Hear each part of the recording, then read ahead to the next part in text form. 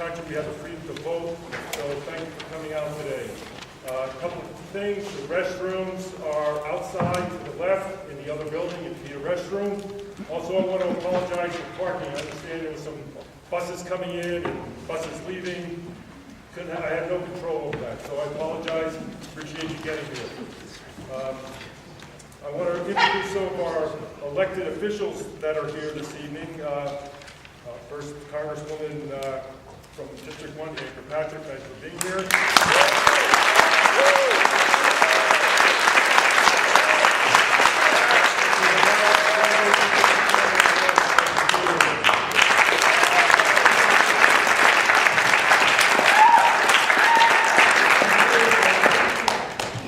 At this time, I want to recognize some elected officials that are here tonight. We have the mayor from Marana and Honey. Thank you for being here.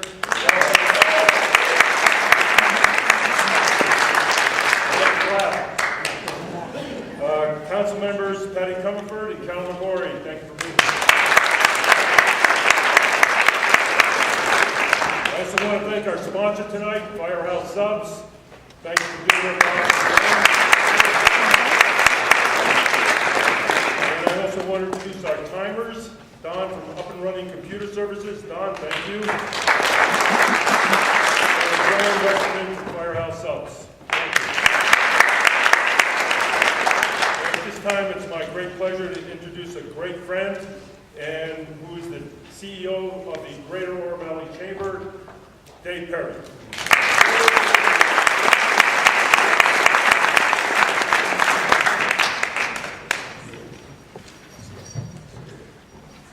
I'm going without a microphone tonight. Can y'all hear me okay? Yes. Yes. Great. You know, we got a flag right over here, and I think it would be appropriate to start the evening with the Pledge of Allegiance.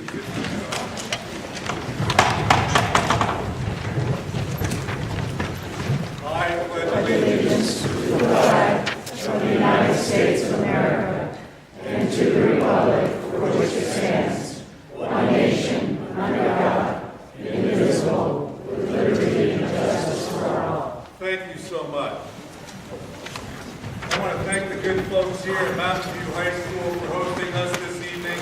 By the way, the Mountain View High School Stage Lanes Theater Company is presenting a children's play, Wind of 1,000 Tales, November 6th through the 8th. You can call the school here at 579-4400, extension 4449, and get tickets for that event. It sounds like it's going to be a terrific series of programs. I want to thank Ed Stolmaker, my friend and mentor, actually, from the Moran Chamber, who does a terrific job for his organization and for his community, and I appreciate Ed's wise counsel.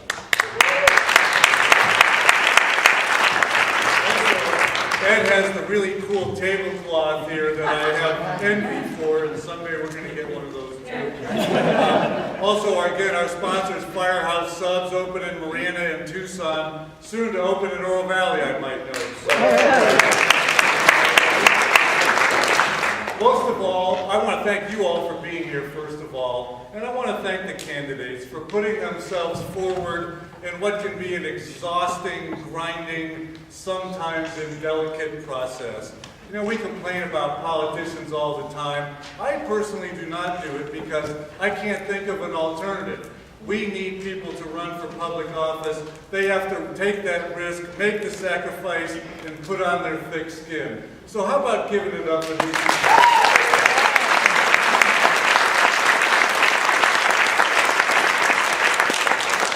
Please silence your cell phones if you have them on you. I see a lot of signs and I appreciate your partisanship. That said, I'm going to ask for a civil environment tonight. Let's not heckle. Let's not hear anything from the audience that's inappropriate. I'll call you out if I hear you, frankly. And applause, I'm not such a keen fan, honestly. Let's see if we can get some good information out in front of our guests. Neither of our chambers is endorsing a candidate in this race. Our intent is to just put information in front of you. Here's our format for the evening. Each candidate will have 2 minutes to make opening statements and 2 minutes for closing statements. In between, we'll ask questions from each of the chambers. You've seen some copies of those questions. And then we'll take questions from the audience. I already got a big stack of them right here. In fact, it's even a bigger stack. And there are cards and pens up front here. Joanne and Don have those available if you need. And we'll try to gather those up and get to some audience questions as our evening proceeds. Each candidate will have 90 seconds to answer questions. I may throw in a few 60-second questions depending on how the evening goes. The debate ends at 7:30. The candidates will be in the lobby afterward, and we've got to close the doors at 8 o'clock. We'll begin with opening statements. Through a highly scientific process, I asked the two candidates to think of a number between 1 and 10, and Andy Tobin came first, so he gets to speak for, closest rather, so he gets to speak first. Please welcome the Republican candidate, Andy Tobin. Thank you. Thank you. I want to thank the Chamber for putting this on, and you folks as well for coming out and being part of the process. It's what America is all about. And thank you for giving me an opportunity to introduce myself. So my name is Andy Tobin. I'd love to have your vote. I'm running for Congress in Congressional District 1. My wife and I, Jennifer, were married for 29 years this December, and we've raised 5 children in Arizona, and all went through public school and all went to Yavapai Community College. And so I'm very proud of rural Arizona. I was born and raised in New York City. My grandparents, no clapping, that'd be the New York City person that I brought in, all the way from Long Island. The answer is that my grandparents are Irish immigrants. And they came to this country looking for a better place, like many of your grandparents and great-grandparents did, and parents. And maybe some of you have just immigrated to our country. And they raised my dad, who turned out to be a pretty good guy, a Navy veteran, and a New York City police officer. So we were taught at an early age that it was all about community service. And it wasn't whether or not you would do it, it was about an obligation. And I truly believe that. And I believe that that has driven me all my life to work for the sake of others. And that's what's brought me here today. I have a background in aerospace, as a CEO of an aerospace company for 5 years. I have a background in nonprofit. I'm the past national president of the United States Junior Chamber of Commerce. And so I traveled all over the country then. I spent 13 years in banking. I have been Speaker of the House for this is my 4th year. So I've served at the legislature in my 8th year here during some of Arizona's most difficult times. So I thank you all for being here. I wanted to reach out to those of you who have maybe are the first-time voter and say, please look at Andy Tobin at andytobin.com. I'd love to get an opportunity to talk to you later tonight. So thank you. Thank you. Representative Ann Kirkpatrick.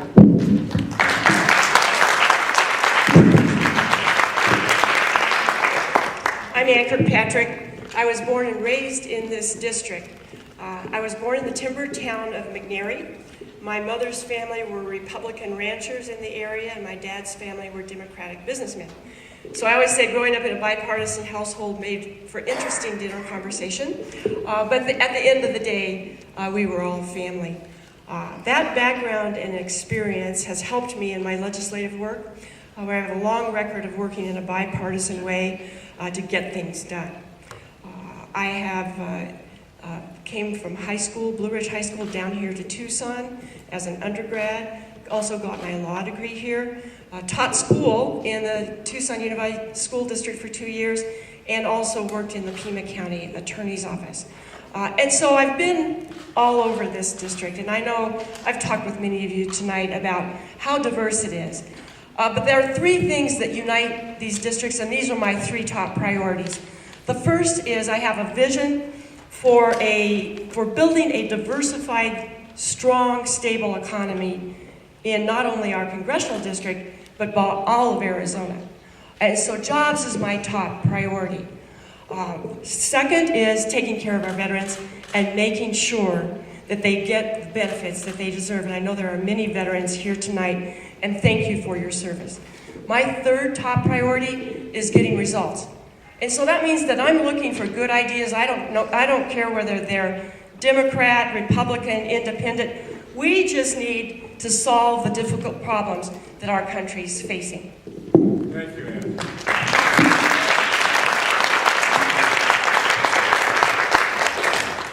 Ann's going to answer our first question tonight, I'm going to get into the military situation.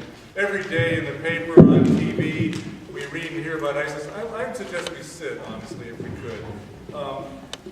We hear about ISIS, the Islamic State, the threat in Iraq and Syria. The question is, what is the risk from the Islamic State in Arizona from those attacks? And the second part of that question is, should the United States commit boots to the ground in the fight against the Islamic State? And ISIS is a global threat. Make no doubt about that. And I am committed to stopping ISIS in their tracks and doing whatever necessary to do that. We should have intervened sooner. It is a very, very serious threat. I take it seriously. In terms of boots on the ground, that should be debated in Congress. I support the airstrikes, but we've called on the president not to use his executive power to escalate the war, but to come to Congress, let us debate that, let the American people weigh in on what they want us to do in terms of Syria. Thank you. Andy, what about ISIS? Is it a threat to us in Arizona? Should we commit boots to the ground? Well, certainly. I mean, this has been a threat for years, and everybody has known it. The president has no strategy, continues to have no strategy. We are now, I supported the president in the bombings, but the question says, are we putting boots on the ground? Ladies and gentlemen, we're at war. And the way I remember it is if you're going to start bombing somebody, you better say there's a declaration coming. And our congressional folks should be back in Washington having this debate months ago, if not years ago. What's going on over there right now is jeopardizing the entire region. It's clear. Even President Carter says that we have botched this up. And we have. This is a president with no strategy, with a party who continues just to follow him. We are governing by crisis, almost on a weekly basis. There is no reason that our young men and women who volunteer to go and fight these wars and fight in these places should be subject to a president who's ignoring his own intelligence, people who have told him what to do and what not to do. We have a border security issue, which is also a national security issue. That's why Americans are afraid right now, because they see no strategy, and they don't see any leadership. They're wondering why we don't have Congress now debating this issue right now. Why shouldn't we have this conversation? We'll throw some more bombs in. That's a great thing. We're trying to help that way. But the truth of the matter is that this has been botched from the very beginning, and this president needs to be held accountable, and his party isn't holding him accountable either. Thank you, Mr. Tobin. The next question is for you. Southern Arizona's got terrific military installations at Davis-Monthan, Fort Huachuca, the National Guard unit in Marana, critical to Arizona's economy, critical to our defense. However, as you know, they are threatened with mission and force reduction alike. What can you do to protect Southern Arizona's military installations? Well, we have a temporary hold on completely eliminating it. The president didn't think the A-10 was worth having. I find that incredible, knowing that these jets are part of the fight going on right now over in the Middle East. So I think that he has completely mischaracterized what Americans want. Americans want security. They want safety. The cuts to our national security have just been way too far, especially as you look at what the threats have been. The threats were obvious for the longest period of time. And where do we go for our cuts? We cut cost of living adjustments for our veterans. We reduce our military. The president completely ignores his generals. I'm trying to figure out what is it that has changed in our country so much that our military is so disrespected of what they're saying they need. And right now, that A-10 is important. And it's important here, of course it is. But it's important over there. It is exactly what the A-10 was designed for. And now having a conversation about cutting the A-10. It just goes back to this, we have no strategy. Let's just continue to govern by crisis. I can't imagine that the president would continue to look at these cuts as they hit Southern Arizona. They hit a lot of other military bases here. I was in the aerospace business. We build parts for NASA, and thank you, and I'll finish up. We build parts for these things. I have a sense of how valuable this equipment is. Thank you. Thank you. Ms. Kirkpatrick, what do we do about Southern Arizona's military bases? I support Fort Huachuca, Davis-Monthan, and the National Guard unit in Marana. I visited them. This is a time when we need to continue to have a strong military. I was opposed to the sequestration cuts for the Department of Defense for exactly this reason. I support the A-10 program continuing. I'm a member of the A-10 caucus. I will fight in every way necessary to keep from closing those critical pieces of our economy in Arizona. And in my opening, I talked about my vision of a diversified, stable, strong economy, and certainly our military bases are very much an important part of that. So they have my strong support. Thank you. Let's go on to the border, and I've got a ton of questions from all of you about the border. We're going to spend some time on this subject. We're going to start with Ms. Kirkpatrick. And there is something on the order of 11 million people in this country illegally. What should be done with those people? We need a comprehensive immigration strategy that is tough and fair and comprehensive. And our senators, Senator McCain and Flake, took the lead on that in the Senate and passed a bill about 18 months ago. The leadership in the House refuses to bring it up for a vote. We think we've got the votes for that if Speaker Boehner would just allow it to come for a vote. So that has to be done. It also ties in with that economic development. When I talk with the business community across the state of Arizona, they say, Ann, you've got to get this done. Thank you. Representative Tobin, 11 million people in this country. Yeah. What should be done? Well, I think I'll stay on the border conversation here first. And it's true that the president has not reacted to this border issue, and it is high time that he did. You can't sit across the table from this president and negotiate for immigration reform and trust his word. And that's the first part of what's wrong with this Senate bill. It has triggers in it, but the idea is you have got to secure the border first. And that's why I keep talking about border security is national security. As we've been progressing, I was on the border not so very long ago, it's very easy to see where people come through. In some cases, it's just mere barbed wire. And I think many of you would agree that as I travel the district, my constituents are telling me, we are nervous, we are frightened. They are not frightened of immigration. They are frightened of those who are coming here that may be here to harm us. The drug trade, the sex trade, the human trafficking. For heaven's sakes, our neighbors to the south who try to come here for freedom, and they die in our deserts because of the heat and not having water. We just opened an office in Mexico City to create trade, because I believe economic freedom will help with the 11 million people we speak of. And that economic freedom comes when we both respect each other's borders, when we both respect each other's laws. And that's why it was so necessary to open up a new trade office in Mexico City that we just did last week. Thank you. Since you're both representatives, I'll call you both representatives. Representative Tobin, this one's for you. Some experts in the field have suggested a temporary permit program for low-skilled workers would be a good step forward in addressing the complex problem of illegal immigration. What's your position on this option? Well, my position hasn't changed. We secure our border first. That's the first position. What you have is we have Americans who are out of work. I think we're at 7.1. I think is the latest unemployment rate here in Arizona. A lot of our citizens are working 2 jobs already, 2 part-time jobs, because they can't afford the premiums that they've got, or companies can't afford the new premiums that they have on health care. So they're cutting everybody's hours back down. So that becomes a problem in and of itself. So I think that before we start, figuring out, okay, how am I going to put the 11 million people in this country back to work? I think we have to talk about, let's secure our border, and then let's go back to the Senate. Then let's get the McCain-Flake bill that doesn't need now a pathway to citizenship. And let's debate that bill. And then let's move that forward. I have said from the beginning that I do not believe that this country should be sending children back to nations they've never come from. And I still believe that. But we are a nation of laws. We have got to continue to respect our border. We have got to continue to respect our law enforcement officers.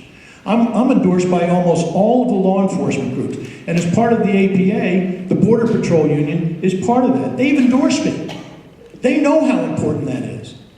And I think you all know how important it is as well. So as we move forward, certainly we want to put people back to work. Certainly we want to have business folks available. But as I say to you, the U.S. Chamber has endorsed me, and the National Federation of Independent Businesses, they've endorsed me. Thank you, Representative Tobin. Representative Kirkpatrick, a temporary permit program for low-skilled workers. What's your position? Right after I was elected in 2012, I met with the Arizona Farm Bureau, and they presented to me exactly this plan. And it's something that is common sense, that works, and that is good for our farmers. I recently just received the Friend of the Farmers Award from the Arizona Farm Bureau. We have a lot of farmers in this area, certainly in Marana. It's a big part of the economy. And so they continue to tell me, Ann, we need to have this, and it is part of the Senate bill. But I also point out that the Senate bill strengthens the border. I was on Homeland Security, and I called on the President to send 1,200 National Guard troops to the border and hire 3,500 more Border Patrol agents. That's an important piece of it, but I've got friends who ranch down on the border, and when I talk to them about border security, they say, Ann, you know, we feel the border will be secure when we feel secure. And that's what we've got to make an effort to do. But again, that's why we need all these pieces in a tough, fair, comprehensive immigration strategy. Thank you, Representative Kirkpatrick. You get the last formal question on the border. What should America do about the tide of children flowing across our borders illegally? You know, I can understand folks' frustration and outrage, especially with the recent escalation of children.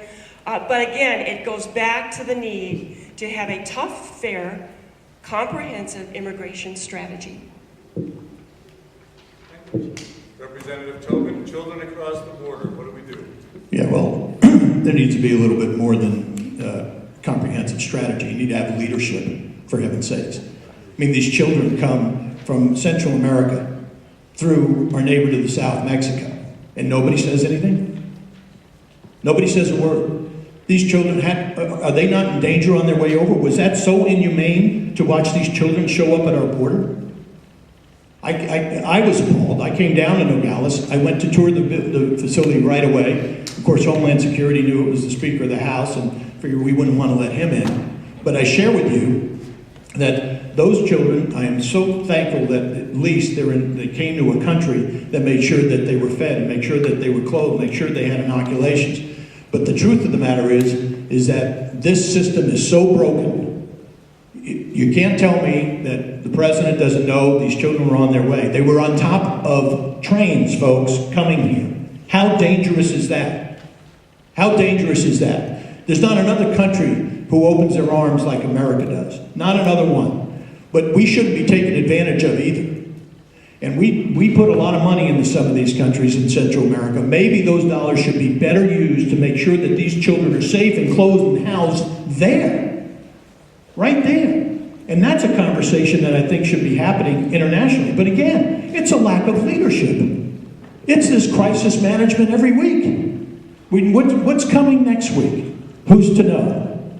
I'm sure the president doesn't either. Thank you, Representative Tobin. We're going to go on to health care, Social Security. We've had a number of questions from the audience. I may integrate some of those into our regular questions. Representative Tobin, you get the first crack at this one. Moving past whether you support or oppose the Affordable Care Act, aka Obamacare, what can be done to make it better for consumers and healthcare providers? Well, thank you very much, and I do oppose Obamacare. I will share with you that they're having the piece in there that allows for pre-existing conditions. That is something that was a good part of national health care. But it didn't need to have a fifth of the entire economy of Arizona change to handle that part. This was done in the middle of the night. You talk about nonpartisan. Not a single Republican. Not a single Republican. I mean, the biggest creation and enlargement of government taking we've ever seen, and not one Republican's a yes. How can you be bipartisan under that scenario? There are ways that we can make a better health plan, and I will take a shot at my own party. My own party, thank you, ma'am, I appreciate it. My own party had no alternative. Shame on them. If you're going to start, you better lead. And you need to have an alternative. And the Republicans sat there and they allowed national health care to occur only to say no. In national health care, let's face it, the big issues are cancer, it's heart, it's transplants, it's diabetes, it's aging. Those are the big pieces that really are costing us a lot of money. Putting those investments into pooling is one place where we can help, where everybody can take advantage of larger pooling, better cost management as one of the major components of reducing costs, because nothing we've done yet has reduced the cost of national health care. It's still going up. Thank you, Representative Tobin. Representative Kirkpatrick, whether you support or oppose Obamacare, what can be done to make it better for consumers and healthcare providers? One of the unique things about Congressional District 1 is that according to the 2010 census, over 60% of the people are either on public health care or eligible for public health care. So that includes Indian Health Services. The district is 25% Native American and has 12 tribes. That includes veterans care, it includes Medicaid expansion, and it also includes Medicare. Now, it's not perfect. The Affordable Care Act isn't perfect, and there are things we can do. I'm a former hospital attorney. That was part of my practice for over 20 years. And I've seen the growth in regulations and how burdensome that has been on the healthcare industry. So one of the things that I keep pushing is at some point we've got to roll back the regulations. The healthcare industry is way too regulated, and that's something that would make it better. We also have to be sensitive to our small business owners. I am in favor of delaying the mandate for employers. You know, 98% of the businesses in this district are small businesses. I was a small business owner, and I know how tough it is to make ends meet and keep the doors open. But I'd like to expand in terms of health care to consumers because we have so many veterans here. We just finished passing the most comprehensive Veterans Reform Bill since 1999, which provides our veterans with more choice in terms of where they go for health care. Thank you, Representative Kirkpatrick. I'm going to stay with the subject. I'm deviating from the script. Sorry about that.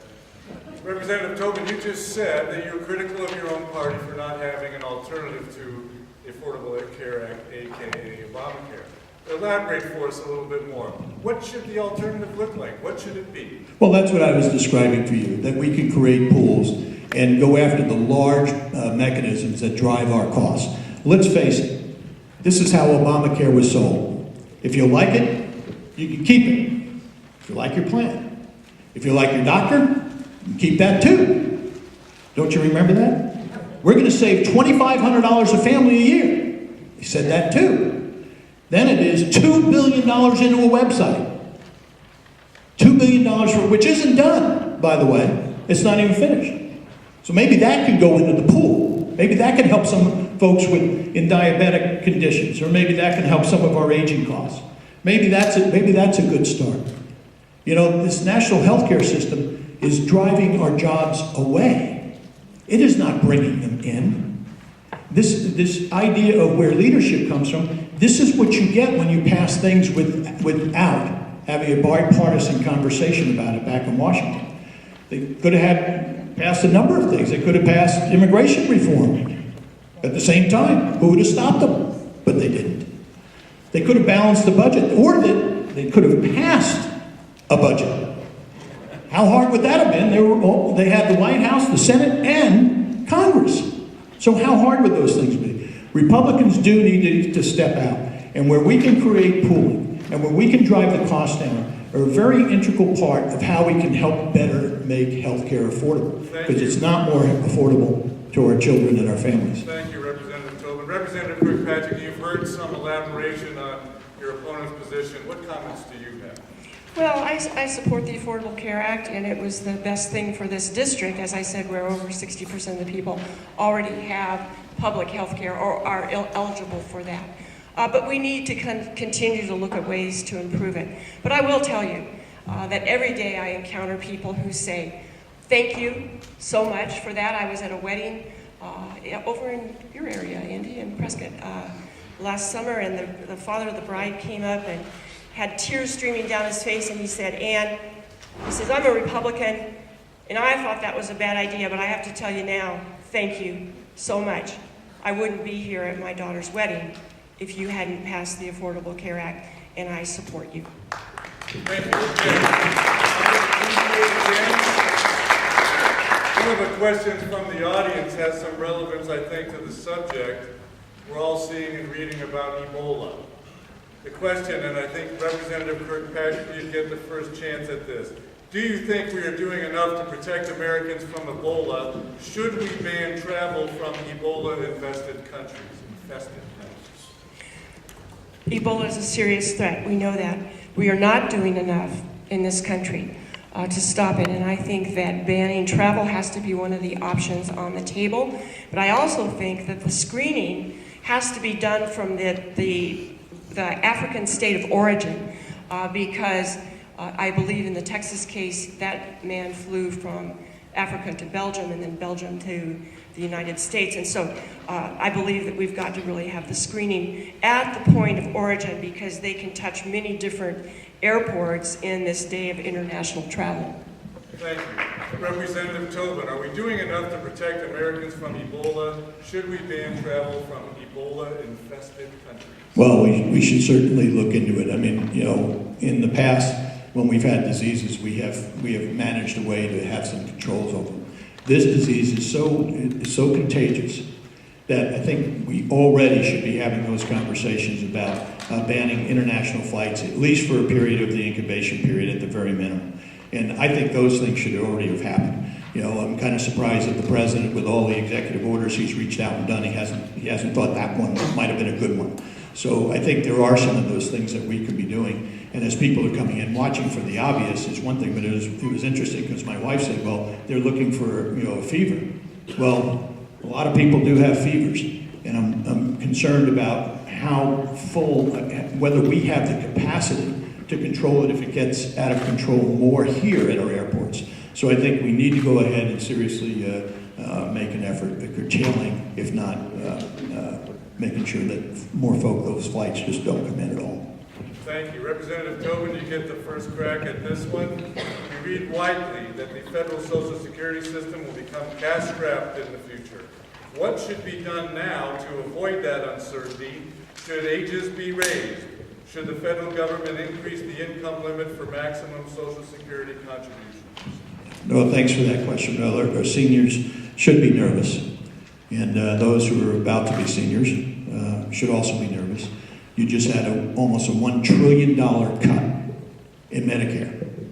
Almost $1 trillion over the next 10 years out of Medicare. If a Republican president had done that, the whole world would be screaming about it. So I share with you that Social Security, that it is not an entitlement, ladies and gentlemen. Social Security, we pay for. We pay for Medicare, and we pay for Social Security. The way you improve Social Security and make sure that Social Security system works is you make sure you have an economy so people can pay into it and they can have jobs to make it work. Before you start tinkering around with Social Security and changing this or changing that, let's see if maybe if we had a decent economy, we can shore up Social Security. That would be, excuse me? Answer the question. Ma'am, I just did. I'm sorry if you didn't. Okay. Go ahead, Representative Tobin. So, I mean, to you specifically, ma'am, no, we wouldn't be taking more money out of Social Security like they did for Medicare. No, that is a bad way to go. No, it's not right to tell a senior citizen today that we're going to cut their Medicare. It wasn't right, ma'am, that we had cuts to our cost of living adjustments for our veterans either. It wasn't right. So the answer is, ma'am, no, you don't cut Social Security. You grow an economy. And you put these kids to work so they can pay and backfill and make sure Social Security is protected. Thank you. That's your answer. Thank you, Representative Tobin. Representative Kirkpatrick, what will be done now to keep Social Security solvent in the future? Should ages be raised? Should the federal government increase the income limit for maximum contributions?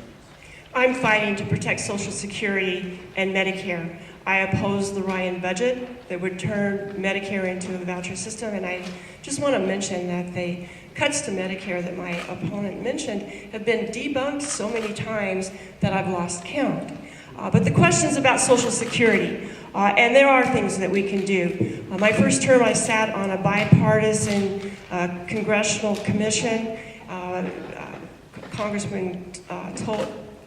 Congressman Colby invited me to be on that commission, and we were really looking at one thing, and that was how to balance the budget and pay down the deficit. And we tackled three big pieces of the budget. The three biggest pieces of the budget are Social Security, Medicare, and defense. So we looked at Social Security, and this was an equal number of Democrats and Republicans, current and former members of Congress. And we came to a consensus that we could save Medicare fairly simply, basically by doing two things: raising the cap on contributions, and then also tying it to a consumer price index that is designed specifically for how the elderly spend their money. I do oppose the raise in age because, look, a lot of our workers, they don't have desk jobs. They're driving trucks, and getting in and out of a truck for years and years takes its toll. So the answer is to raise the caps and change the consumer price index formula. Thank you, Representative. All right, we're going to move on to the subject of education. And one of our questioners from the audience has rounded out our original question beautifully. I believe, Representative Kirkpatrick, this one's for you. What's your position on the Common Core educational standards, and why?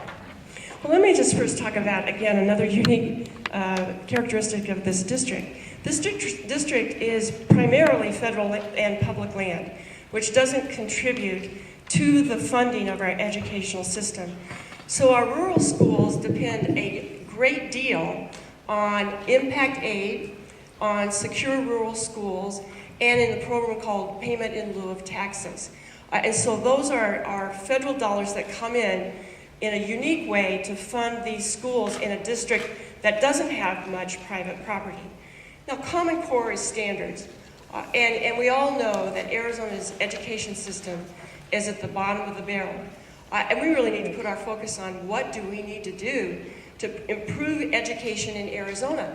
This is part of my economic vision of the diversified, strong, stable economy. We can't get there unless we've got strong schools, a strong public school system, a strong university system. And so that's where we have to put our efforts. The chambers have been great partners in that effort. You realize the importance of education. You realize that good companies who want to bring good paying jobs to Arizona always look at the quality of schools. And we know that we've lost companies because of that. So let's all work together and make our school system in Arizona the best in the nation. What's your position on the Common Core educational standards, and why? Yeah, well, Common Core needs to go sit out for a while. What we need to do is make sure our children know reading and writing and arithmetic, and know how to spell, and know some of their history. And we need to do this early. We need to help them between kindergarten and third grade. And that was one of the big asks of a group that I would bring together in the Speaker's office, who were school teachers and superintendents from around the state. Said, where is it that we can put dollars? How is it that we can make it work better? And that's what they kept saying. Don't put more burdens on us, which is what Common Core is. It's a complete turnover of how we're now going to teach our children. And I don't think that's what we need to do. I think we need to get back to the basics. I think that's what's going to help our children learn better. Today, we struggle with going into community colleges with remedial learning. We have our teachers spending time on reteaching students as they go into college so that they can read and do math. Ladies and gentlemen, we have got to put our dollars into early education. And I agree with that. Prop 100 was able to prevent larger cuts. $3 billion more came into Arizona as we were struggling. And those dollars ended up preventing more cuts and reductions in the education and making the education system work better. But we have got to work better together and collectively with the business community. and use our community colleges as well, our charter schools as well, our private schools as well. Everybody doesn't learn the same way. Everybody doesn't. And Common Core is common and should go out the door. Thank you, Representative Tobin. I want to ask a more of a philosophical question. What is the proper federal role in public school education?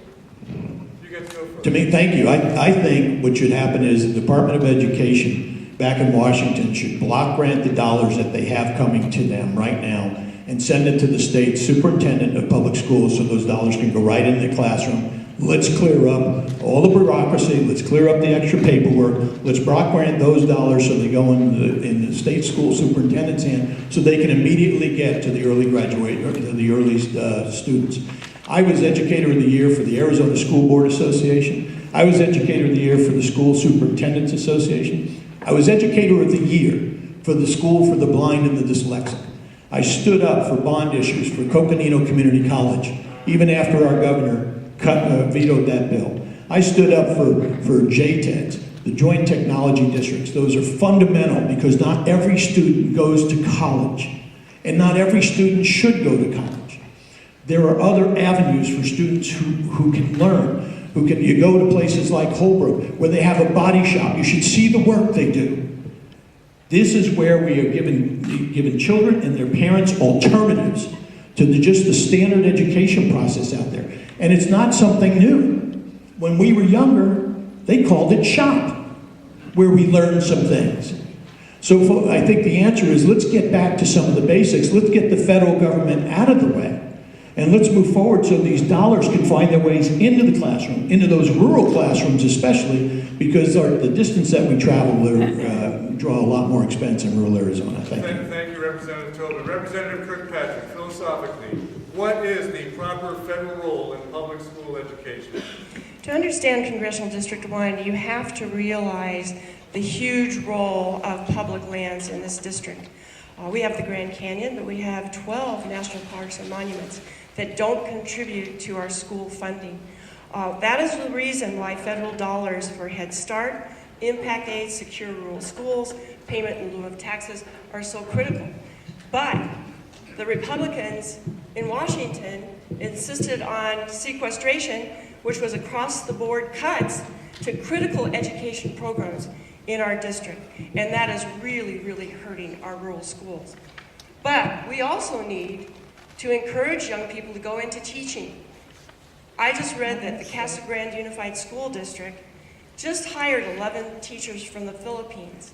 Now, why in the world, when we still have high unemployment in Arizona, are we not hiring Arizona students to be our teachers?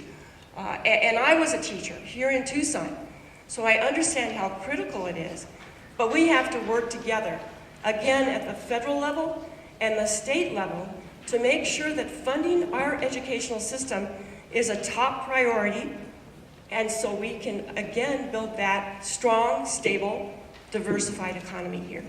Thank you. Representative Kirkpatrick, would you support more federal research funding for Arizona institutions of higher learning? How do you see the funding picture for university research moving forward? I'm proud to be a Wildcat. Two of my sons went to U of A. Go Wildcats. I think that there's a bright, bright future for our universities in Arizona. There's a bright future for Arizona in general, but especially at the University of Arizona, they're doing innovative, state-of-the-art research with our bioscience, biotech industries here in Oro Valley. And it's exciting to see that collaboration. It's a win-win. But they're also doing great things in healthcare. The Veterans Center here has a polytrauma unit that is state-of-the-art. It's something that Tucsonans and people in this area can be very proud of. They are doing state-of-the-art research to help our veterans with PTS, post-traumatic stress, help our veterans who have traumatic brain injuries. And so it's a big part of our economy. We have to support it and make sure that it continues. Thank you. Representative Tobin, would you support more federal research funding for Arizona institutions of higher learning? How do you see the funding for university research moving forward? Well, I think I was very involved in the Technology Institute. I was very involved in fact, for 4 years in a row, I was selected as one of the friends of the Technology Council. So, I mean, the answer is that research and development tax credits are a big opportunity for businesses to joint venture with universities, for businesses to go out and do some of this as well on their own. Our university system is doing an exceptional job in bringing in private dollars and then having spin-offs. In fact, they're doing so well. Dr. Crow was saying we had 2 more spin-offs, I think, just this summer up in ASU, pardon the Wildcats. I'm sure we have them down here too. But I mentioned that to you because while it's important that we have grant opportunities out there, we also have to keep in mind that our tuition costs keep rising on our students. How are these students going to pay these debts? Look at the cost rising for, on student debt. When is that? What are we going to do about that? Well, the only answer you have is try to find a way to keep tuition lower. And when there's not enough money to go around at the state level, certainly at the national level, we have to become more innovative. And there's a lot of on the internet now, and all of my kids have gone to community college. My daughter is going to be a teacher. That's her dream. And they do a lot of these classes on the internet, online, and those are ways to help draw down some of the expense. One of the things we did at the state capitol is we passed a bill that was able to reduce textbook expense to students several years ago, and it helped. And those are the things we need to do to help bring down those costs. Thank you, Representative Tobin. I'm going to change it up a little bit here. Representative Tobin, you get the first crack at this. What is the biggest single difference between you and your opponent? Thank you. I think clearly my opponent, who I like, I just absolutely disagree with her policies. I think the answer at the end of the day is my opponent believes more government is the better way to go. Growing jobs in the government sector would be the better way to go. Taxing more, we've heard that. She's made several statements. She does, cutting taxes doesn't help the economy. I disagree.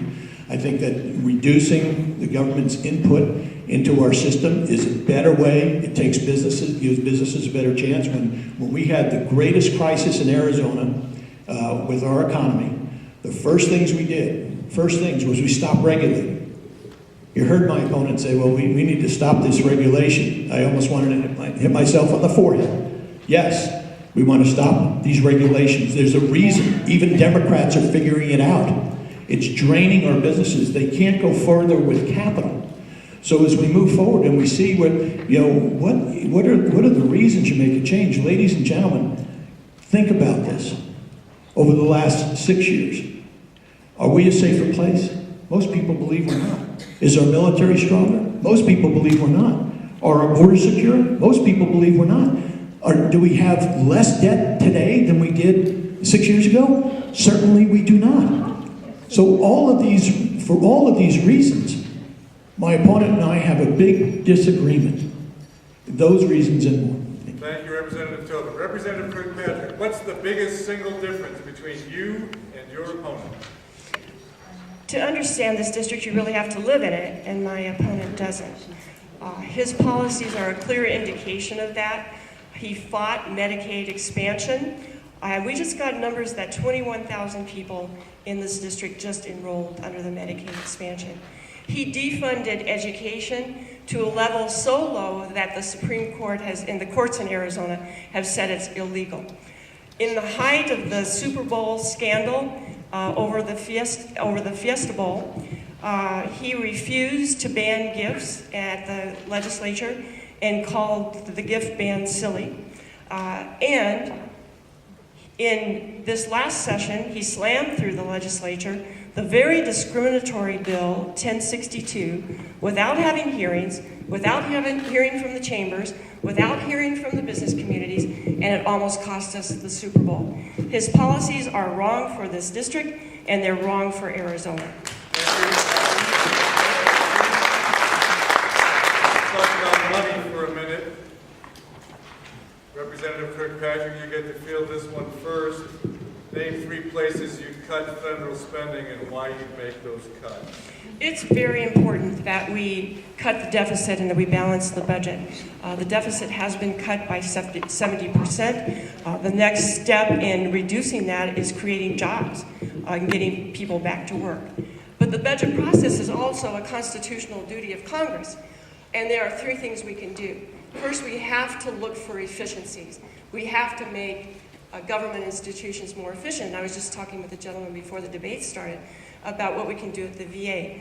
I'm ranking member on the Veteran and Oversight Committee, and in our hearings we found out that the technology at the VA is antiquated. That shouldn't be. It's costing the system. So we need to make sure that we are creating those kinds of efficiencies in critical programs. But we also have to look at what works and what doesn't. If we're doing something that doesn't make any sense, we stop doing it. The third thing, though, is Congress has to get over this gridlock, and the Budget Committee has to start having regular hearings, meeting in a bipartisan way to hammer out a budget. What a budget does is it sets our priorities as a country, what we want to spend our money on. And that has to be a bipartisan approach. And the Budget Committee hasn't done that in years. So those are my three things to do to make our country financially stronger and to reduce the debt and deficit. Thank you, Representative Kirkpatrick. Representative Tobin, name 3 places you cut federal spending and why you make those cuts. Thank you. Well, I think we already talked about the block granting dollars from Washington and into our K-12 system, which would eliminate bureaucracy.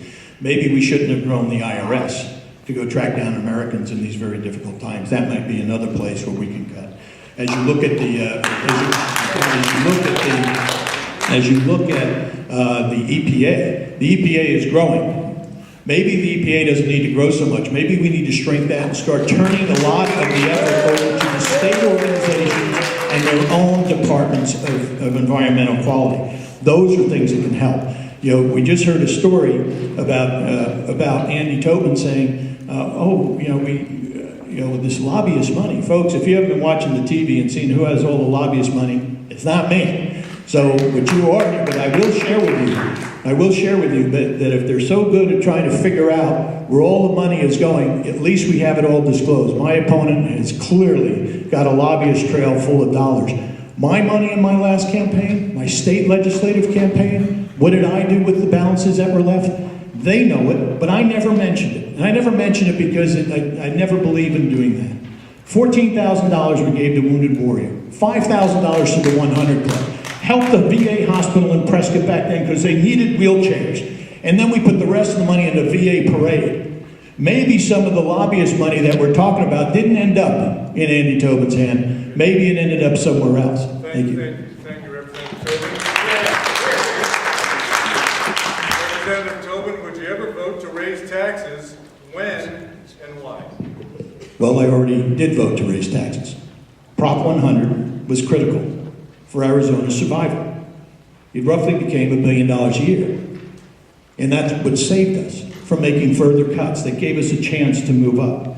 I wanted it for 4 years. It would have helped with what my opponent's talking about is this lawsuit, which is clearly going to be settled here by what we've been trying to say now for quite a while. And I'm sure you're going to see that happen. But imagine if we had that last $1 billion. Now that tax would have gone away. So we kept our promise that those dollars would not continue on that tax. And people didn't believe it, and it worked. And the Governor Brewer was right.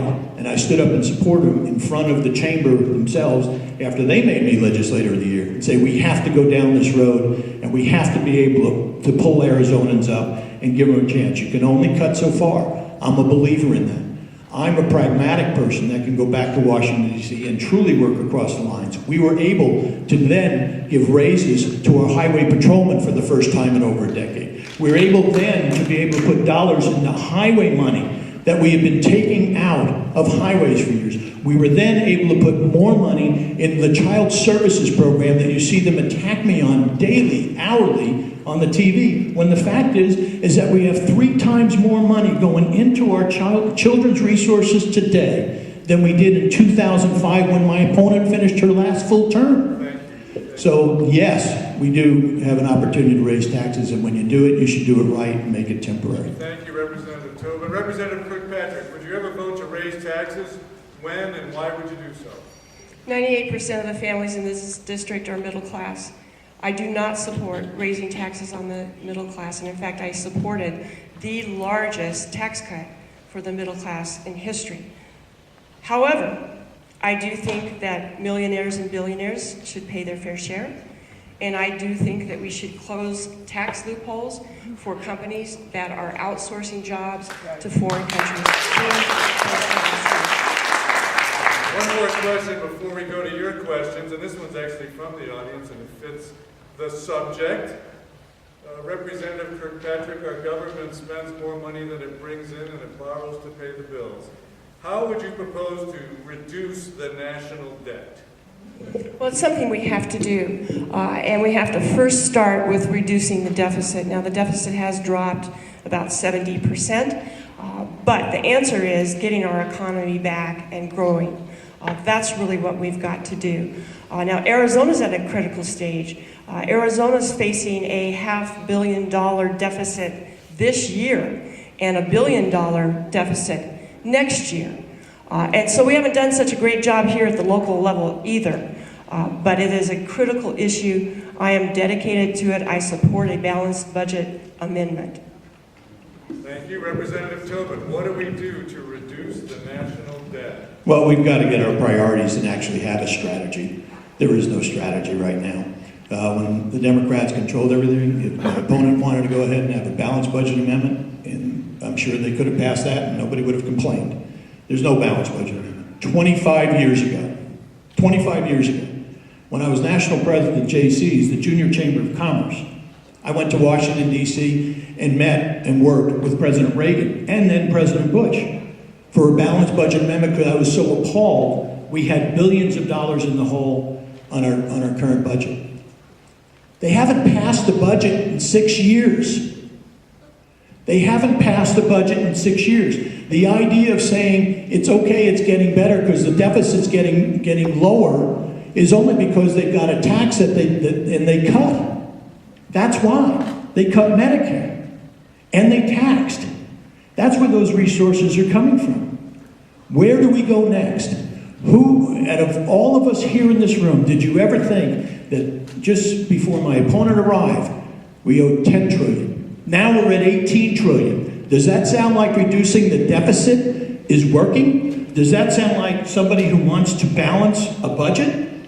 Where does that take us with the next generations? 5 years from now, will it be 20, 25? 10 years from now, will it be 30, 35? At what point in time do you think there's any dollars left in the system? Thank you, Representative. Thank you. Before I go to your questions, I need to do some sifting, so I'm going to let the candidates take on the burden of asking their own questions. Representative Tobin, I'm going to ask you to ask Representative Kirkpatrick one question. She gets to answer, and then Representative Kirkpatrick, you get to ask Representative Tobin a question. Thank you, Representative. I didn't know this was part of the program, but that works.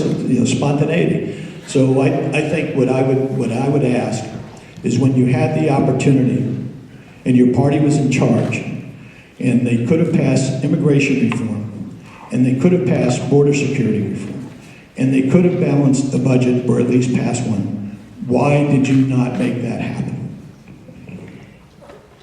I work in a very bipartisan way in Congress, but I'm not in leadership.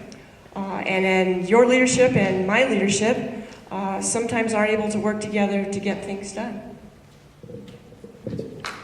Okay. Representative Kirkpatrick, you get to ask a question of Representative Tobin. Representative Tobin, you were the Speaker of the House when you rammed through the discriminatory bill 1062. Why did you not consult with the business community and with the chambers? Why did you almost cost us the Super Bowl? And why did the governor veto it? Thank you for that question. First off, the business community was at the table. I wasn't. This was the second or third time this bill had come, so it had been through all kinds of hearings and testimony. And Representative Kirkpatrick, you never said anything about this bill even the year before, and then it came. That being said, I wasn't at the table when that bill was being negotiated, but I think they left a large part of the community out who should have had more input in that bill. That bill wouldn't have been necessary if it wasn't for Obamacare, because it looked for protections of the First Amendment. And that was the reason, because you hadn't seen it before. And that's why that bill came. So the answer at the end of the day is that I think they need to make sure that when they're doing that they involve all groups. And I don't think they did at this time. Okay, thank you very much. We're going to go to some of your questions. I can't ask them all. I'm trying to find questions, frankly, that are intended for both candidates to answer.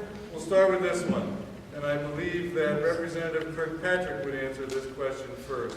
What values and interests distinguish northern Pima County from the rest of Congressional District 1? And how will you represent those distinct values and interests? I believe that the district is united around three things, and that is economic development, taking care of our veterans, and getting results. So let me talk a little bit about that. I sit on the Transportation and Infrastructure Committee, and there is a vision to make Arizona a national transportation corridor. And so it starts at the border. It includes this area. It's multimodal. It includes expanding the Pinell Air Park. It includes expanding the Red Rock switching station, putting money into rail. It expands the new I-11 designation, which is a freeway that will go ultimately through Nevada over to the West Coast. And so that's our future. And that's what unites this whole area. And it's a bright future. I'm a member of the I-11 caucus. Congressman Paul Gosar is co-chair of that. And many of you may remember he beat me in 2010. But we put that behind us and said, let's work together on things that are good for Arizona, and we're doing that. In terms of our veterans, we have one of the best veterans hospitals right here in southern Arizona. And continuing to work with them and make sure they have the funding to make sure that our veterans get the best treatment possible. And the way you do it is my third priority, which is getting results. You work together, you make an effort to get to know, I make an effort to get to know my colleagues in Congress and find that common ground. Thank you, Representative Kirkpatrick. Representative Tobin, what values and interests distinguish northern Pima County from the rest of CD1? How will you represent those distinct values and interests? Thank you. I think that I can answer this question with a very brief story. One of the things that motivated me to get into a congressional race and to continue to serve was the Yarnell Hill fire.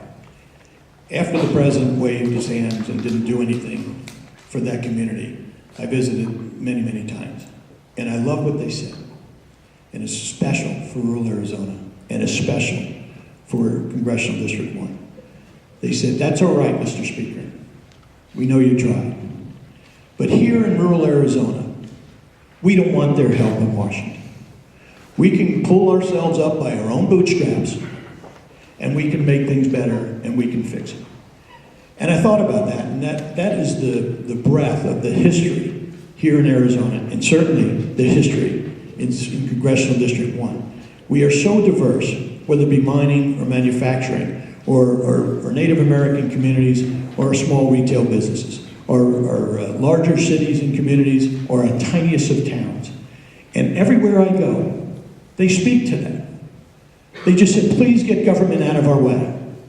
Please can't they stop regulating? Please, can they just take a break from it for a little while? So we're not worried about next week, after the next crisis comes, to find out what the next regulation will then be. So I share with you that the one thing that unites us more than anything else is our work ethic. And those folks who go out every day and want to continue to work to make it a better place for all of us. I'm sorry. Thank you, Representative Tobin. Here's a simple one. You don't have to answer this one in 90 seconds. Would you support expanding the do not call list to those of us who do not wish to receive election-driven cold calling? Yes. Yes. All right, moving right along. I think Ann called me the other night, so I don't, yes. Representative Kirkpatrick, Arizona is ranked 47th in the nation regarding women's health. I haven't checked that statistic. We'll take it at face value. What makes you the most qualified to address women's health issues and make us a great state for the health of women? It is deploring that that's the system that we currently have and that we are working to change through the Affordable Care Act, Medicaid expansion, and the marketplace. We just got the numbers on the expansion in Congressional District 1, which is greatly going to help women get the health care that they need. 21,000 people signed up for Medicaid expansion, and 21,000 people signed up on the marketplace. Now, because the healthcare exchange, the folks in the healthcare exchange in this district tend to be middle class, and 76% of them qualify for financial assistance. The average premium is $113 a month. And so, as I said, as we expand that care, especially to single women who are heads of household, who can now get affordable insurance, it's going to make a big difference in their lives. And I hear from those women every day. Thank you. Representative Tobin, what makes you the most qualified to address women's health issues and make us a great state for the health of women? Thank you. I have the great honor of my life to live with my wife for 29 years and my 3 daughters. And my wife just the other day told me, says, you know, mammograms at 40. None of this 50 stuff. Don't be waiting. And she's right. And we all know people who, without those mammograms early on, would not have survived. And so I think as we go forward, for women to have the access to mammograms, not be told that that's not covered. Wellness is the key to helping keep our costs down. If we're using well, and by the way, that was one of the pieces in the insurance industry that was working. We had started going to health savings accounts, if you remember. And we fought in my business to make sure that what was happening was folks got an annual exam at no additional cost. In fact, they became no cost at all because the insurance companies started figuring out this is the piece that saves us money. And it's important that we not keep having government tell us that, okay, we're going to move that to 50 or we're going to move mammograms to 55. If you remember when national health care first came out, that's what the age was. So it's important that we have that ongoing conversation, not let government dictate what our health care will be. Let women dictate what their health care is going to be. Thank you, Representative Tobin. I apologize if I read this one incorrectly, but I think the question which goes to Representative Tobin, why is climate change the #1 priority of the military and the Obama administration?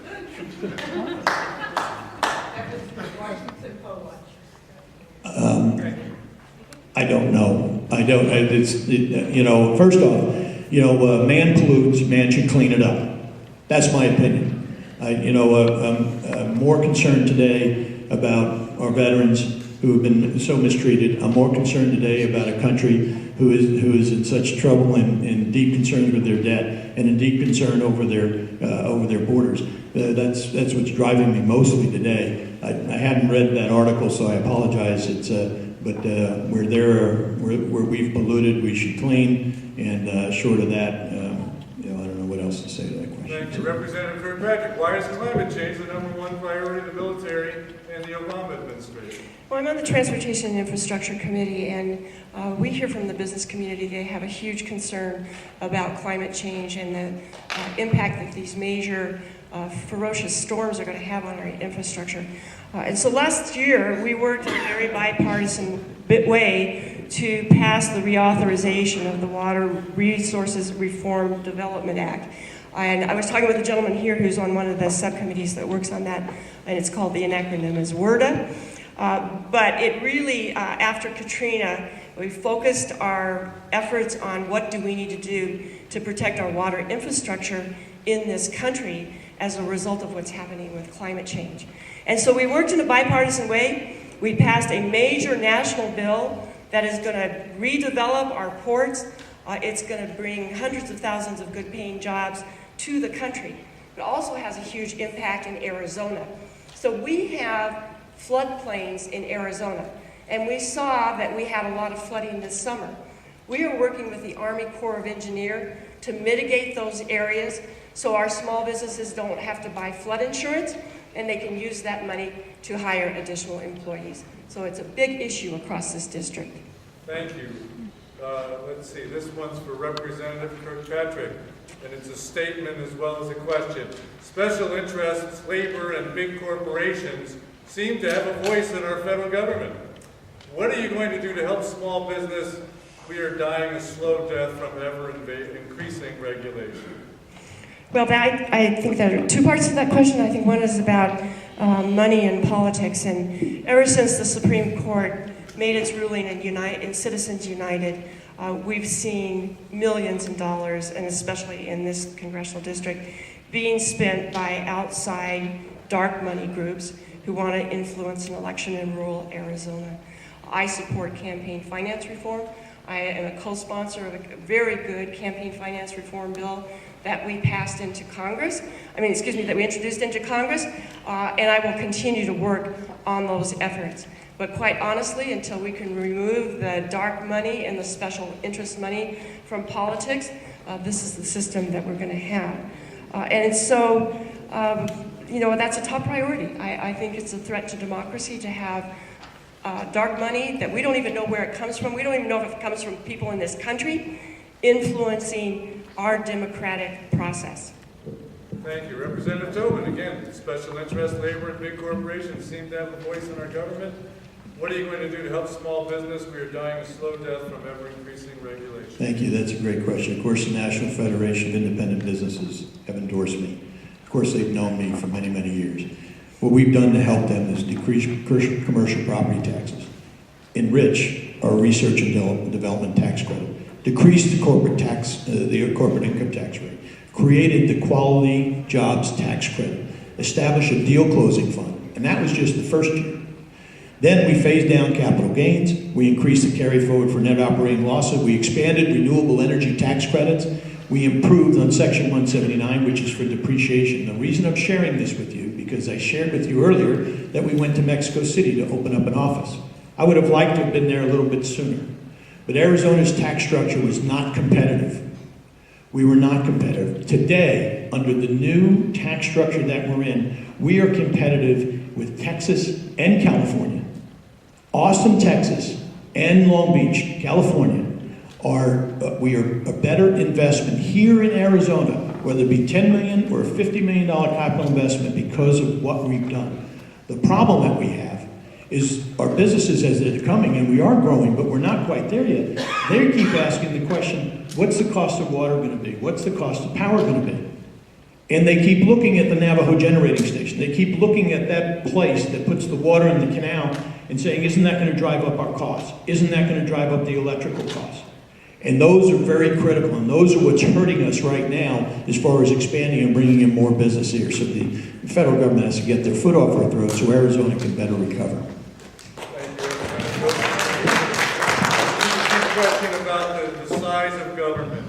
Do you believe that DC agencies, for example, the Veterans Administration, Health and Human Services, have reached a size where the bureaucracy can no longer be effectively managed?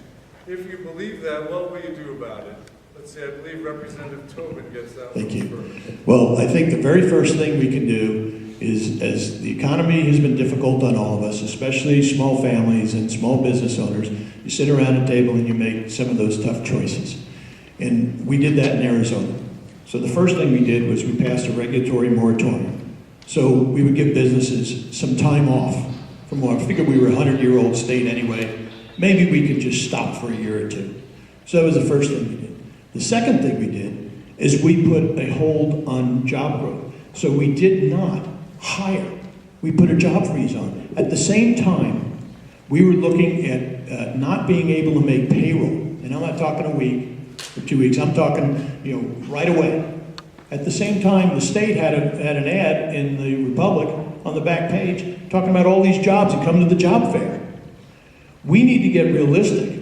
I think if we go ahead and let's put a hold on regulation, let's freeze hiring except for our military, except for our border patrol, and those critical pieces. Let's then see what can fall out of government. Let's see how many positions maybe we can work on. Because clearly, folks, we know this government has gotten way too big. We can't afford what it is now. And allow the states to pick up a lot of it. Allow the states to pick up on lands. Have the federal government start stepping away. Arizonans are better at taking care of their forests and their water issues without some bureaucrat in Washington, D.C. We're certainly better able at taking care of our veterans. Just here in Arizona alone, just in Arizona, we built nursing homes, one here in Tucson and one in Yuma. And we're building it. Thank you. I'm sorry, I didn't say so. Thank you. Representative Kirkpatrick, do you believe that Washington, D.C. agencies, for example, the Veterans Administration, Health and Human Services, have reached a size where the bureaucracy can no longer be effectively managed? What will you do about it? We have to continue our oversight of the federal agencies. That's the job of Congress. I am ranking member on Veterans Oversight and Investigation, and we had a congressional field hearing here in Tucson at the Tucson VA, and we heard from veterans about how they had been treated at the VA, and it was a very emotional, tearful hearing. Out of that came some good, common sense, bipartisan legislation to make that better. But that work is ongoing, and it continues. And so it fundamentally has to come from that oversight and that investigation. I sponsored a whistleblower protection law, which I introduced, because we have to protect our whistleblowers in those systems who can come forward safely and tell us what's really going on. So we really depend on getting that information in our role in oversight and investigation. Now, when we looked into the situation here in Arizona regarding healthcare, we continue to have hearing after hearing, night after night, bringing people in, finding out what's really going on, and then crafting a bipartisan reform bill that is going to make a difference for our veterans in terms of their access to health care. I was the representative from Arizona, and I worked with our Senator McCain on that reform. Thank you. One more question before we go to closing statements, if I'm reading my slide correctly. Let's talk about the federal government's role in funding highway projects in Arizona. We've had some conversation about the KNMX corridor, I-11, the widening of I-10 from Tucson to Phoenix to 3 lanes. I guess Representative Kirkpatrick, you get this one. What's the federal government's role in funding those projects? Secondly, how do you pay for it? I am on transportation and infrastructure, and we have been working on a major highways bill. We know that the Highway Trust Fund is about to go broke, and we've got to figure this out. Congressman Gosar and I did a transportation summit involving our governor in Phoenix this year. It was widely attended. There were lots of ideas. Karen Fan, who is a state representative, and she's chair of the House Transportation Committee, came, and she made a really compelling argument that for every dollar we spend on transportation, we get a $2 return. And so we are still working on the highways bill. We will still work with the Arizona folks who believe in transportation and that is good for our vision of having a diversified, strong, stable economy. There's no silver bullet answer on funding. We are open to suggestions, especially from the chambers and the business community about your thoughts. But I will tell you that I've been meeting with truckers, and they're saying, look, it's a lot less expensive for us to pay to use the highways in some way or another than to do these major repairs when our wheels hit a big pothole. Representative Tobin, is federal funding for highway projects, including the widening of I-10 from Tucson to Phoenix, what's the federal government's role? How do you pay for it? Well, there is a federal government's role, and I think Arizona is not getting its fair share of transportation dollars, quite frankly. I mean, we have big cities back east that have their infrastructure. And quite frankly, Arizona has been working on this I-11 corridor for a very long time. Yet at the same time, we're saying we're going to pass I-11. We leave holes in bridges, and we leave roads already in disrepair. You can't get I-11 if you can't get the road to get to the interstate. So what did we do at the state capitol? So the first thing we did, bipartisan manner, and Representative Fan is truly on board, I appointed her to the transportation chairmanship. So what we did was we started restoring the dollars back to the local communities. Mayor Honey is here. He knows we started restoring dollars back to the local communities, back to the local counties, which was taken away over 10 years ago when things were going great in Arizona. So we started putting highway dollars back in. Then we worked with ADOT because there are multiple opportunities for us. Whether you have one of those lanes, could be a toll lane, you've seen them at other places, that's a possibility. But there's another possibility.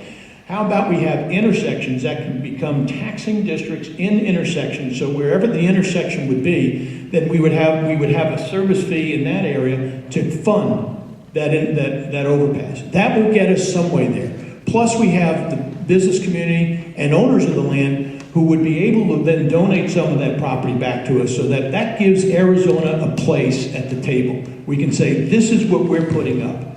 And I think we can start there. But clearly, I'm sorry, I didn't see the sign. And clearly, you have to have the local dollars that get you to the freeway first. Thank you. Ed ask at least one more question. Let's try this one. And I believe Representative Tobin gets this first. What would you do to increase energy independence for this country? Independence. To increase energy independence, I would stop this war on coal. I have been up in Holbrook. I swear, this is, this never-ending attack. You know what these good, decent folks in Congressional District 1 share with me while I visit with them? The generations of their families have lived in these communities. Generations. They feel like someone's telling them they're not smart enough. They're not smart enough to know that this is hurting them. And it bothers them. They've raised grandchildren. They have their parents with them. They have children there with them. They said if things were not healthy, we wouldn't be here doing this job. They're very proud of what they do. They're very proud of how clean it is. If you have not been to I-40 and looked at Cholla, and if you've not been to the Navajo Generating Station, look at that. This war on coal has got to end. We are not going to use solar panels to pump water out of the Colorado and put it in the Central Arizona project. It isn't going to happen. So if you want to have some energy efficiency, let's do that, and then let's look at the Keystone Pipeline. Maybe that's an avenue where we can start reducing our costs. Gas is way too high for our children and our working families to be able to afford. Those independencies are helpful. And I think that the Keystone Pipeline would be a good start. And let's stop this never-ending attack on coal. And if you tell me that our coal plant isn't clean enough in Washington, then you go write a check instead of putting the burden on the citizens of Arizona and costing us more money in our electric bill and our water bill. Thank you, Representative Tobin. Representative Kirkpatrick, what have you done and what will you do to increase energy independence for this country? Energy independence is a national goal, and it's critical to our national security that we are able to get our resources from countries that are friendly to us and from our own country. And one of the reasons you're seeing gas prices go down right now is because we're able to do that more and more. But we're not there yet, and I support a national energy strategy with everything on the table. This district does have 4 coal-fired plants, and they're important job creators, and I support those plants, and I've been fighting the EPA, telling them to push back, let go, let us figure this out at the local level. We know best what's right for Arizona, but those are critical jobs that we have to keep. But we also have a great opportunity with all alternatives such as wind and solar. Arizona's first wind farm is in this district. It's over near Snowflake. It's the Dry Lakes Wind Farm. It's a great model for continuing to do innovative things with energy. And today I was walking some neighborhoods here in Oro Valley and went by a house where they were putting solar panels on their house, and they were so happy about that. That's something that my mentor and colleague Gabrielle Giffords championed for this area, and I will continue to do that. Well, let me follow up. Would you then support federal tax incentives for for wind and solar generation? I do support that. I believe that we should no longer be giving subsidies to big oil, and instead we should be using that money as incentives for alternative energy, including wind and solar. Thank you. Representative Tobin, and federal incentives, tax incentives for wind and solar. Well, I think it's ironic that you turn around and say, well, let's incentivize wind and solar, which I happen to support. Wind and solar, kind of keeps the water hot at my dad's place as well. But you incentivize that while you tell coal people to no longer mine coal and no longer burn coal. It doesn't make any sense that you would just favor these 2 components entirely. I mean, we need to have a good mix.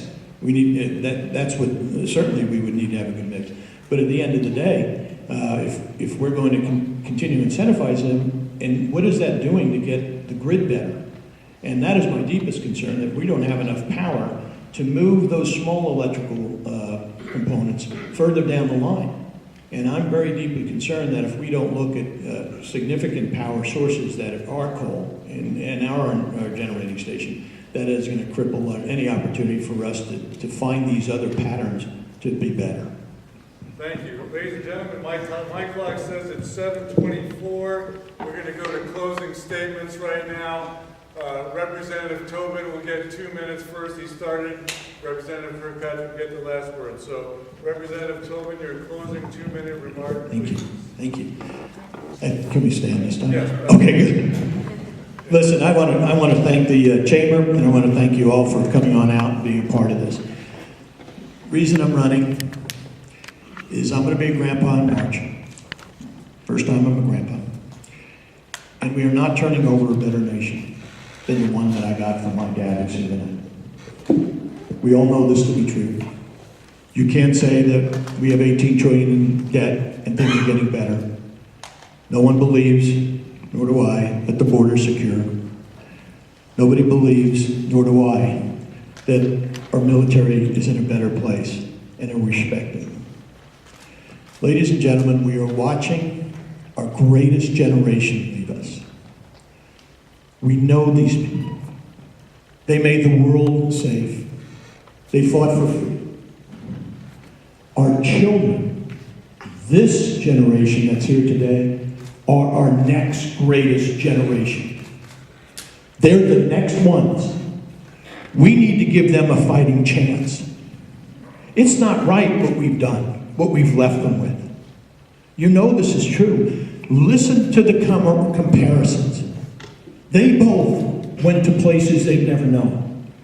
They both fought for people they've never met. In countries they never understood the language. For a spirit we call America, which is freedom. That's what's at risk today. Our children want to know that they're going to have a shot. And we need them to make this nation what it was. We need to have this generation make this nation better than the nation our greatest generation gave to us. That's what saddens me. My opponent votes to keep the border open, but to close Gitmo. My opponent votes to keep the border open, but to close veterans' memorials. My opponent votes to keep the border open and yet votes twice to close the Grand Canyon. That is unbearable. What do you think our children think when the Veterans Administration falls completely apart? Does that sound like we've taken care of our veterans? And then we cut their cost of living increases? That's what's happening. That's what's going on. And our veterans want to know who's leading. There's no strategy. This is America. America at least deserves a strategy. I'm Andy Tobin. Please vote for me. You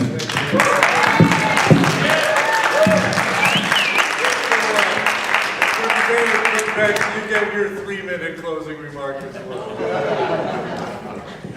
It's been said that innovation distinguishes between a leader and a follower. And we're leaders, especially in this area. We are a model of how good economic development should happen, whether it be what's going on at Raytheon with cutting-edge military research and development, our bioscience companies, biotech, and I thank all the companies in this area who have hosted me in visits to see what they're actually doing. It is the kind of vision for the future that is going to bring Arizona's economy into the 21st century. We've got a great university system, so we've got to, again, work together on these critical projects that are top priorities to create good-paying jobs and a strong, diversified, stable economy in Arizona. And we do that by improving our transportation and our infrastructure, which includes our water infrastructure, which we've put major effort into and actually accomplished a lot in a very bipartisan way. And it includes being able to do the same thing with transportation. But it also includes making sure that our veterans do get the care that they need and that they deserve. And again, I applaud this area because you've got a state-of-the-art, wonderful veterans hospital here in Tucson that is doing major innovative things for our veterans. But we've got to make sure that they continue to get the funding they need to make that happen, and also look for efficiencies in the way they are delivering their care. I want to talk just a little bit about the reform bill that was passed. by the conference committee because it has a very innovative provision in it that's going to make a big difference for our veterans, especially those that don't live as close to the hospital as folks do down here. So in many areas of our district, veterans have to travel more than 40 miles to get to a VA facility. They now will have a choice to get that care in their local community. So what we did is we said, if you live more than 40 miles from a VA facility, or you call your local VA, say you call your VA here, and they can't see you for 30 days, you can go see a local provider and get your care. You don't have to wait. One of the big providers is community health centers. Well, one of the other providers is also Department of Defense facilities, which you have down here. So that is a major, major change in how our veterans are going to be able to actually access their care. And I say because our veterans have already paid the price, now we have to fight for them with all our might. And the way we do that is together, working together, finding bipartisan, common sense solutions like I've done with Congressman Gosar. You know, between the two of us, we represent most of rural Arizona. If you drew a line down the middle of the state, I represent the eastern portion and he represents most of the western portion. But at the end of the day, we're all Arizonans and we're all Americans. Thank you.